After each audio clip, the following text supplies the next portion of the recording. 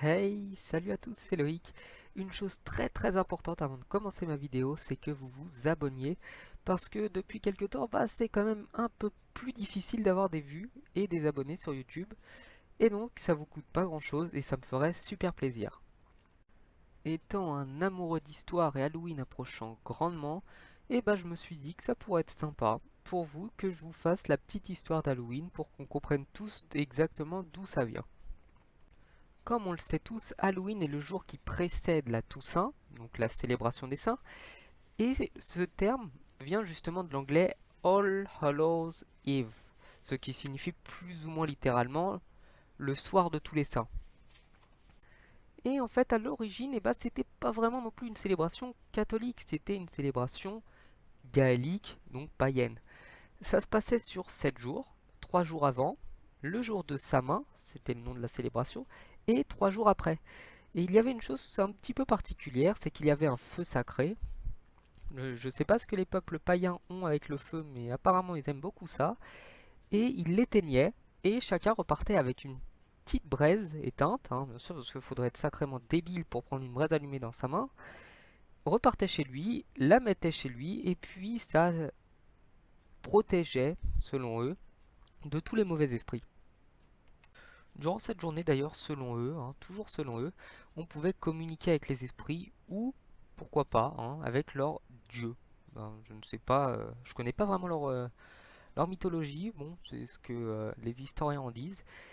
Et au cours du 9e siècle, comme il y avait encore beaucoup de célébrations païennes, hein, on n'y peut rien, et que l'Europe était en train de se christianiser, c'est le pape qui a décidé que ce jour-là, le jour de Samin, serait remplacé par une fête chrétienne en l'hommage des morts. Donc comme ça, les catholiques, anciens païens, anciens irlandais, ils pouvaient continuer à commémorer leur dieu tout en commémorant le nouveau dieu qu'ils adoraient. Enfin, je le vois comme ça. Une autre légende qu'il y a autour d'Halloween qui est vachement intéressante, enfin je trouve ça assez marrant, c'est Jack O'Lantern, donc Jack à la lanterne. Donc ça provient d'un très vieux conte irlandais, avec un personnage qui s'appelle Jack, qui aurait été avare, ivrogne, égocentrique, une vraie ordure, probablement un membre du Front National. Et un soir, alors qu'il était à la taverne, donc sur le point de mourir, le diable arrive, en réclamant son âme, hein, puisqu'il va aller en enfer, et il lui demande, Jack, au diable, de lui payer un dernier verre. Donc le diable prend la forme d'une pièce, et tout de suite, il le met dans son portefeuille avec une forme de croix dessus, et donc le diable peut pas s'en échapper. Et quelques années plus tard, il lui refait encore une blague, enfin bref, voilà. Tout ça pour vous dire que le jour de sa mort, il peut pas aller au paradis, mais comme le diable en a eu marre de se faire humilier par lui, il ne veut pas non plus en enfer. Et donc, il réussit à le convaincre de lui donner un bout de charbon ardent pour pouvoir s'éclairer. Et le problème, c'est que du coup, il erre entre le paradis et l'enfer, jusqu'au jour du jugement. Et il peut réapparaître seulement le jour d'Halloween. Donc ça c'est une fable, hein, c'est issu de la croyance populaire irlandaise, et puis c'est sûrement grâce à ça qu'on a eu pas mal de films d'horreur autour de Jack, etc. Et pourquoi pas Jack l'Éventreur qui serait inspiré de ce fameux Jack, enfin, voilà. Une des grosses traditions d'Halloween, on l'a tous vu, on le sait tous, c'est de se déguiser. Et c'est comme je l'ai dit précédemment, en gros, vu que les mauvais esprits pouvaient peut-être revenir, les enfants se déguisent en monstres ou les filles ne se maquillent pas pour faire peur aux gens et pour que les gens, en échange de ne pas se faire hanter, doivent donner un bonbon à des enfants.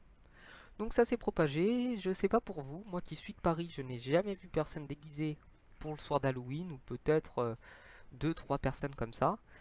Donc dites-moi, et puis s'il y a des photos que vous avez pu faire dans votre village, dans votre ville, envoyez-les moi sur Facebook, et puis ça me fera bien marrer, et peut-être que j'en parlerai dans une prochaine vidéo.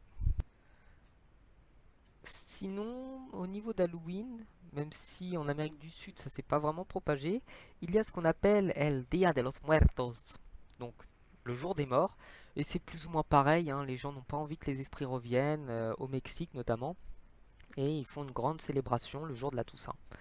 Donc voilà, je vous remercie d'avoir regardé cette vidéo.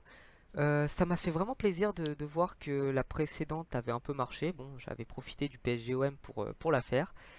Et surtout, avant de quitter la vidéo, faites très très attention aux screamers.